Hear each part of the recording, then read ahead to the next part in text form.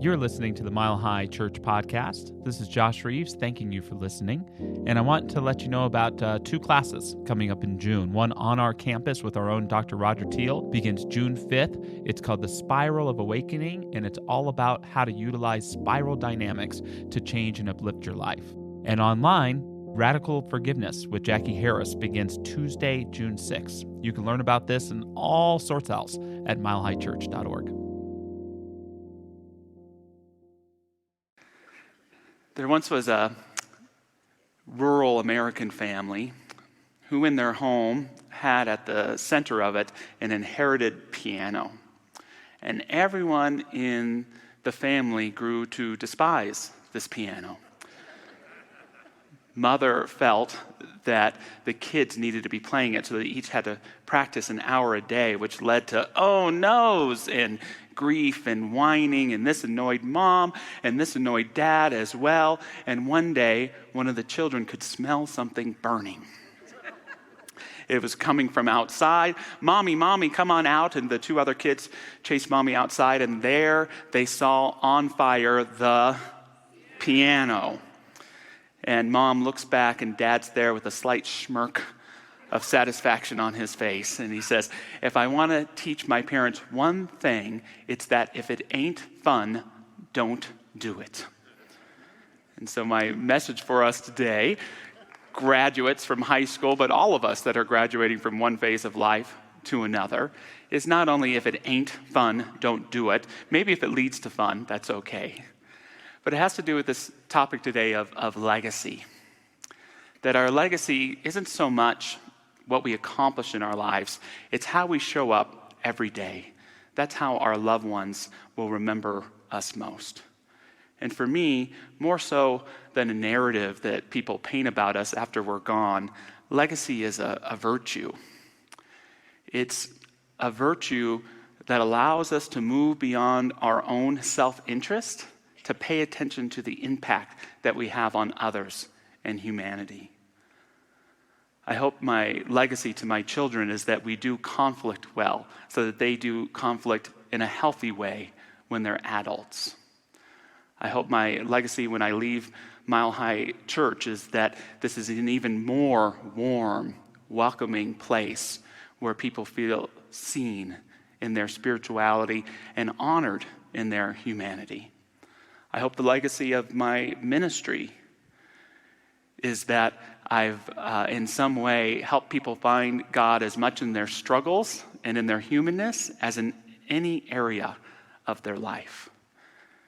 Legacy for many of us, it's not just about what we do. Sometimes it's about what stops with us, about what we don't do, not having a negative impact on others. Ernest Holmes talks about there being one mind, and this is wonderful in the sense that we can all feel connected with one divine presence and infinite intelligence. But the shadow of this, Holmes teaches us as well, is that we inherit the whole thinking of the collective human consciousness. Isn't that a terrifying thought? But for a lot of us, our work in this life is healing that generational trauma that has been passed on to us. It's being able to note from our human ancestors discrimination or judgments or ideas of they out there that we need to push down to lift ourselves up. It's about stopping that and being better stewards of our earth. It's about building bridges with people who think and believe differently than we do. It's about committing to living our lives in joy so that our children can see just how to do that. The great Bono of U2 has a lyric in one of his songs, I can't change the world, but I can change the world inside me. I can't change the world, but I can change the world inside me. I love that because it speaks to this idea that we all live on the same earth. And yet part of our incredible uniqueness is we all create this world inside of us that is made up not only of our thoughts and beliefs, but our hopes, our desires, the world as we believe it should be. And what is life but our ability to try and make that inner world reflective of what's on the outside as well? One humorous but deep example of this is a conversation that the founder of Apple, Steve Jobs, had nearing the end of his life with his biographer, Walter Isaacson. And Jobs was dying of cancer at the time, and they're in his backyard, and Isaacson asks him if he believes in God. He says, "I've always felt that it's a 50-50 venture. But facing this illness, I'd like to say that my faith has increased. I'd really like to believe that all of the wisdom I've been able to attain in this life lives on in some unique and glorious way. But then I stop and I think maybe I'm being naive and that life is just an on and off switch. And one day it just switches off. And you know what? That's exactly why I never created on and off switches on any of my devices." So you can see how just that little bit of legacy that exists in most of our pockets can express itself. Legacy isn't as much about what you accomplish. It's how you live your life each and every day. It's about how you commit yourself to your values, embody and reflect them to others. One of my great spiritual heroes is the great Joseph Campbell, who in his younger years didn't quite know what he wanted to do with his life. He had been a track star in high school. He played the saxophone, and he had some money saved up in 1929 when the Great Depression started. And what he decided to do is, although the world seemed to be crumbling down around him, it was time for him to commit himself to what he loved most, which was to read. And so he exited the world, kind of hermit-like, and got a cabin in the woods of Woodstock, New York. It says 1929, so this was 40 years before Dr. Barry would show up asking where the party was at the Woodstock concert. He was there. And he said, I just read and read. And it was such a glorious time for Campbell. He would even write publishing companies saying, "I don't have the money for this book, but if you send it to me, I promise to pay you back." And they would often send the book. And Campbell would develop his most famous phrase, follow your bliss. Follow your bliss. What does it mean to give your life to your bliss and then to follow it? Campbell's theory being that when you know what your bliss is and you commit your life fully to it, that's when the real adventure of life begins. And the universe and all of its magic begins to come and support you in fulfilling the adventure of following your own bliss. I don't know this for a fact, but reading quite a bit of Campbell, I believe this idea of follow your bliss developed from his study of Hinduism and what's known as the 5 Shis. It's this idea that we don't just have one body, but many bodies. Each of us has what we might call a food body, the part of ourselves that's just for the worms. Then there's the breath body. The body of I am, of existence, of being right here and right now. Then there's the body of the senses. This is the body that gets us really attached to this form. The smells, the sights, the sounds, and so on. Then there is an intellectual or wisdom body. That's that part of us that contains all of our thoughts and feelings, but it's also that part of us that connects us with this one mind, with this infinite intelligence, a part of us that does go on and on. And then lastly, Campbell calls it the bliss body. This is that part of ourselves that knows it's one with God all of the time, that knows how loved you are, that knows that you are a dynamic expression of something infinite, that knows that life is about gratitude and grace all of the time. And yet how sad it is that so many live their whole lives unconscious or only with glimpses of this bliss body. To truly create our legacy and to live our best life, we have to remember that we're not just worm food, that there is a deep and profound part of ourselves that is here to live in the highest joy in spite of the sorrows of the world, Campbell would teach us. I love how Maya Angelou put it. She said, "Joy is an important element of happiness. It is sometimes the difference between striving and thriving. One must nurture the joy in one's life so that it reaches full bloom. And I'm not sure if there's any greater legacy that we can leave than to live our lives in joy, in spite of challenges, to recognize and exercise that bliss body, to rock your God bod in so many different areas of our lives. And it's this that our children and loved ones will remember. It's this that will inspire them to live in greater love and greater joy. I feel I'm really struggling with the sermon this morning, so I need a little help from the bullpen. Can we call? I need a reliever to maybe throw a couple innings out there. Dr. Barry, you out there? All right, we're calling a little help.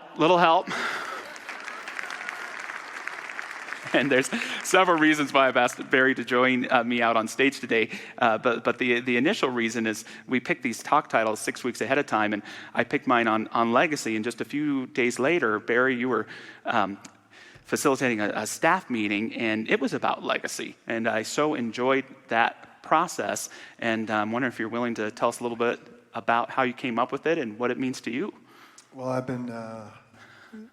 I've been working with a book called The Art of Coexistence, and we did a festival here yesterday over in the community center. And in this book, the author Ilchi Lee talked about legacy and about the idea of how would you want to be remembered? How would you want people to speak of you when your time on this planet is done? And just thinking about that, and we did this in a staff meeting that I was in charge of, and everybody was sitting at tables and just, write down on a card what someone might say. He was this way, or she was this way, and it was a great process, and everybody got into it, and we spent some time, and so that's kind of what brought me here today, I think. You know what Ram Dass called dying? What? Trading in the Ford.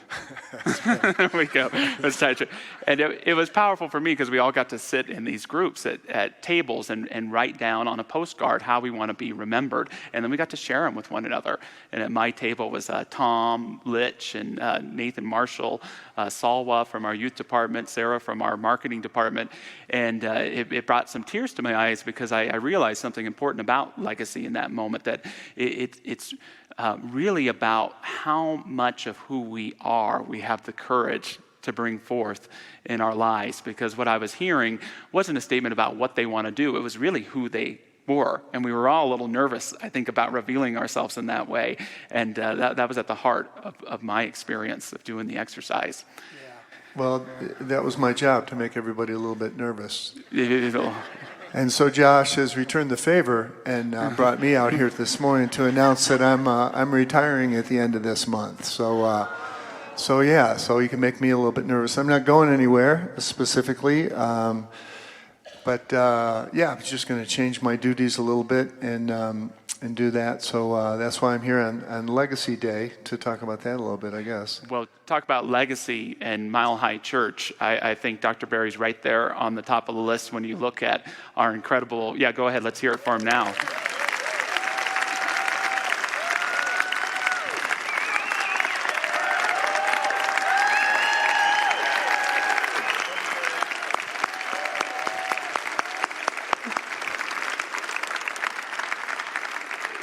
It's enough of that. You just think about all the kids that got a great place to grow up because of Barry Eber, and you think of the legacy of all the kids who are going to still have a place to grow up. You think about the music ministry and how all of our hearts have been inspired by your commitment to your gift and your bliss. And you think about all the teaching, all the Friday morning churches, all of those expressions. And what I'm grateful for, because Barry, it hasn't been a secret because he's been wanting to retire since 2019, I think. And we keep holding him in. He's been there to support us through COVID and the ministerial transition. So I'm so grateful for that and for your mentorship over time. But I'm so grateful that he's accepted a title of Minister Emeritus here at Mile High Church. On July 23rd, he's speaking, and so that will be a celebrate, lovingly embarrass Barry a little bit day. So mark that on your calendars, and it's going to be a great day here at the church, and it's going to continue to be a leader in our Sacred Earth ministry, continue to teach, and so there'll be a self-imposed exile, I'm sure, for a little bit here, but then you get to get engaged, and what a wonderful example you've been on how to shift and change for all of us while still operating at a really thriving, huge level of impact here and all that you do. Cool. Well, the thing that's been great for me is I'm a team guy. That's why I love the Nuggets, as we all do. Yeah. So I just love being part of a team, and here I got to be a part of a ministerial team, which is great, and a great music team, which has been very supportive of me, and also a youth team, and also other things that I've been able to do too.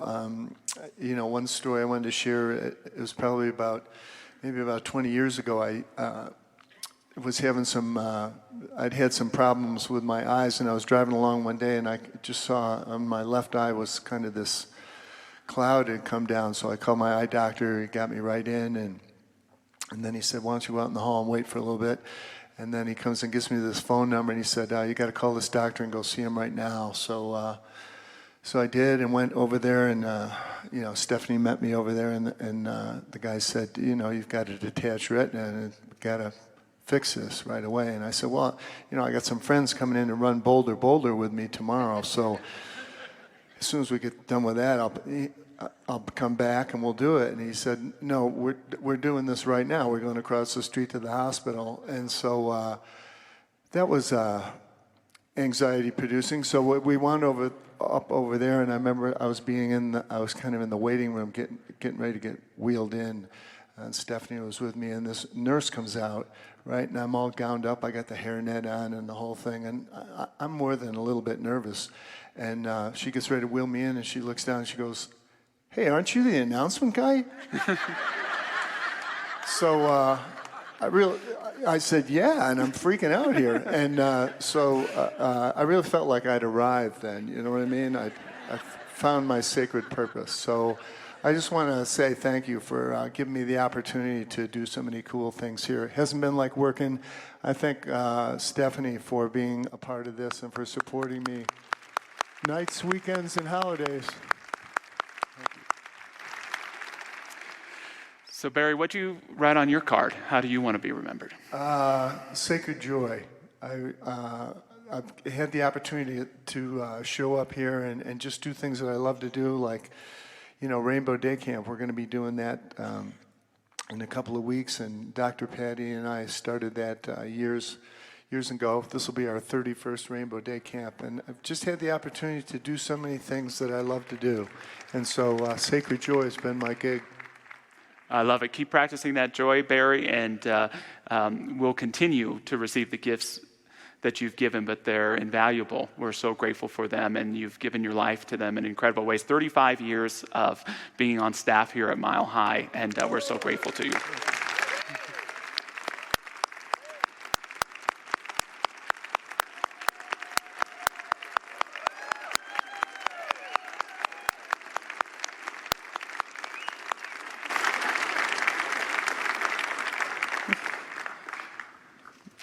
So legacy, living your best life that matters, just like Barry has. Remember that legacy is a virtue. It's the virtue of moving beyond your own self-interest to have a positive impact on others. Legacy isn't about what you accomplish. It's about how you show up every day. Your legacy is not in your future. It's in your right here and right now. And your legacy is your courage to bring forth the best of yourself and to trust that that is just what the world and your loved ones need to be inspired and to live great lives. What is that impact that you want to have? One last story for you today. It's about a woman who in the late 19th century dated two different former British prime ministers. And she was being interviewed by whatever the gossip column of the day was. And she was asked, what was the difference between these two great leaders? And she said, well, With the first prime minister, you always left believing he was the smartest person in the room. That's often how I want to be remembered. She says, but the thing about the second prime minister I dated is that you always left feeling like you were the smartest person in the room. When we think of legacy, we think of all the ways that we want to be remembered and seen. But it's not real legacy, not just about how much love we have to give, but how loving we let others know that they are. Is it about all of the wisdom that we've accumulated, or is it about those we've inspired to know how wise and how precious they are? How can each of us be a presence to inspire others to be their best selves, to live their legacy, so that we can all seek to live in a greater sacred joy? So just taking all that into prayer this morning, I invite you to join me if you so choose. Invite our practitioner prayer partners, wherever they are, to stand and join us if they choose. Again, in that spirit of graduation, what is complete? What is that area of our life that we've learned all we can from? Whether we learned it in joy or through struggle and strife. And what now is being called to emerge in our sacred soul studies? Can we embrace a greater joy, a willingness to know that what is greater than what was for us in our lives? Can we embrace a greater willingness to love and be loved? Can we embrace healing in ourselves or in our life story that we thought was once impossible, but that we're ready for, that we're open to? Can we open our heart, not just in honor of all that we know, but the immensely more of what we don't know, to know that in the great unknown is not fear and trepidation, but the possibilities of a willing heart to experience the mysteries of life and to live them with joy, with clarity, and with a commitment to bring forth that world we know can be within us in this great and precious world all around us. I accept this healing. I accept this grace. I accept this love. I accept the legacy that is the gift of God's life right here and right now. And so it is. Thanks for listening to the Mile High Church podcast. This podcast is made possible by the generous contributions from listeners like you. To make a donation, please visit milehighchurch.org.